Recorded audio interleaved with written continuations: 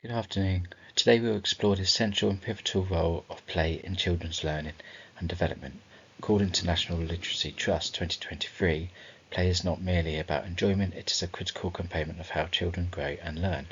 We'll begin by examining the different types of play and their respective benefits. Firstly, let us discuss the various types of play. You have physical play, which encompasses activities such as running, jumping, and climbing, developing motor skills, coordination, strength, and overall physical health. It's essential for growth and builds confidence, which, according to Early Years Resources 2018, is vital for promoting healthy growth and development. Then you have constructive play, which involves building with bricks or Lego, fostering creativity and problem-solving skills. We'll look into this style of play a little further shortly. Then we have pretend play, or imaginative scenarios, which allows children to role play, with which according to the Child Mind Institute 2024, promotes language skills and empathy by understanding different perspectives and emotions.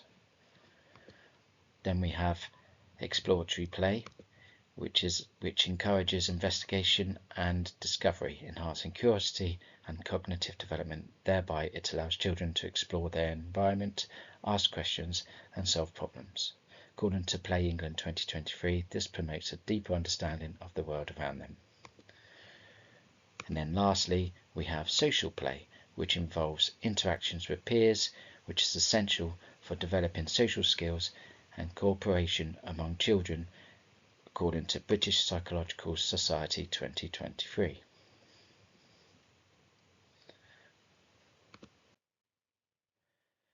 Then we go on to the value of play.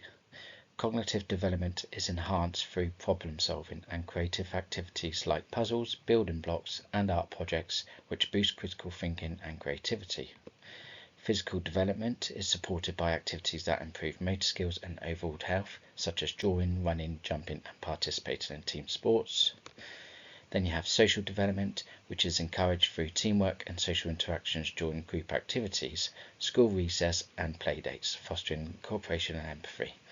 Emotional development is aided by play as it helps children manage their emotions, build resilience by overcoming challenges and navigating frustration and joy.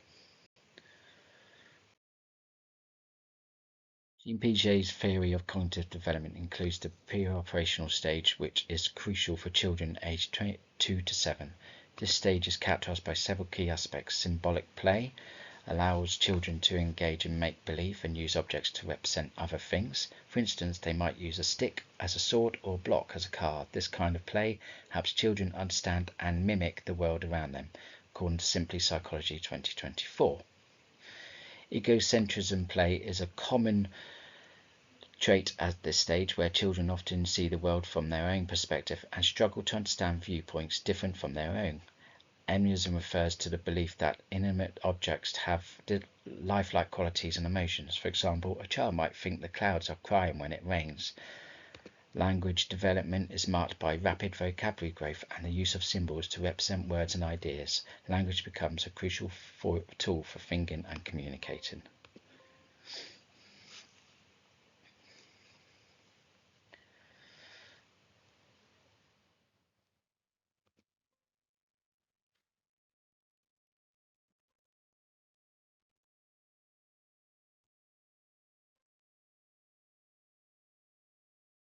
Vygotsky's theory emphasizes the importance of social interactions and play. The saying of proximal development, (ZBD), refers to the difference between what children can do independently and what they can achieve in guidance from a more knowledgeable person, like a peer or adult. Scaffolding involves the support provided by caregivers or peers to help children accomplish tasks within their ZBD. This support is gradually removed as children become more proficient.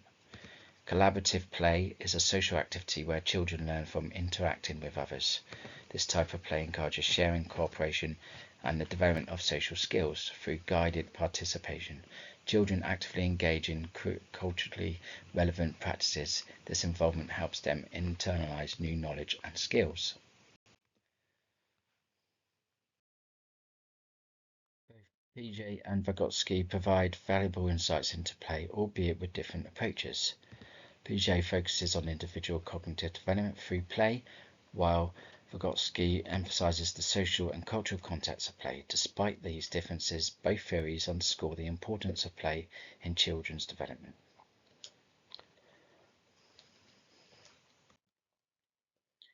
I will now discuss the planning and execution of my play activity, which involved guiding a 5-year-old child to build a house.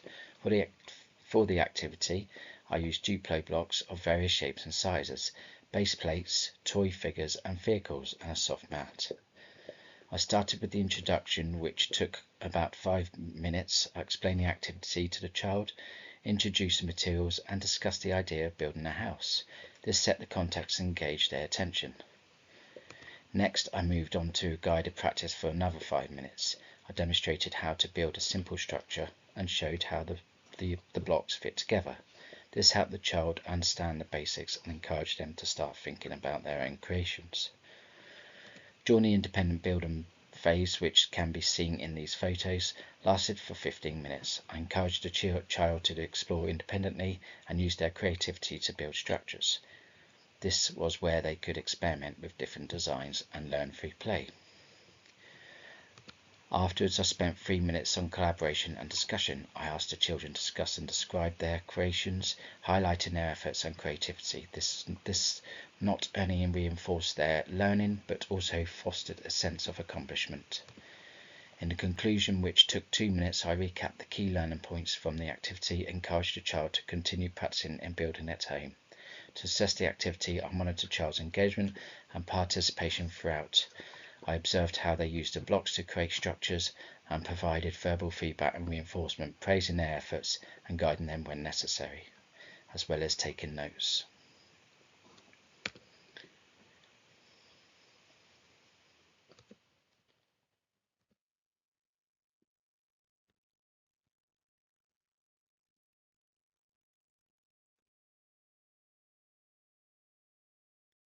This activity aligns with Piaget's pre-operational stage ages 2 to 7, supporting several key aspects of his theory, such as symbolic play, where the child engaged in symbolic play using Duplo blocks to represent real-world structures, fostering logical thinking and problem-solving skills, according to Simply Psychology 2024.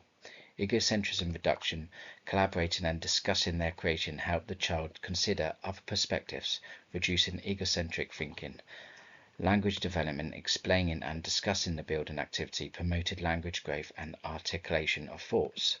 Imaginative play, the activity encouraged imagination play, enhancing cognitive flexibility and creativity thinking.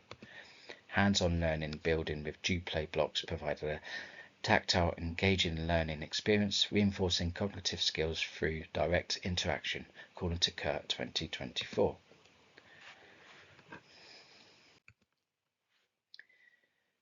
To summarize, I have spoken about 2 different types of play, Piaget's theory and Vygotsky's theory, and their value. Additionally, I have spoken about a practical play activity that I carried out with a child linked to Piaget's theory. According to the National Institute of Child Health and Human Development, integrating play into educational settings is paramount for children development. NICHD 2024. By understanding and supporting different types of play, we can help children grow, learn and thrive.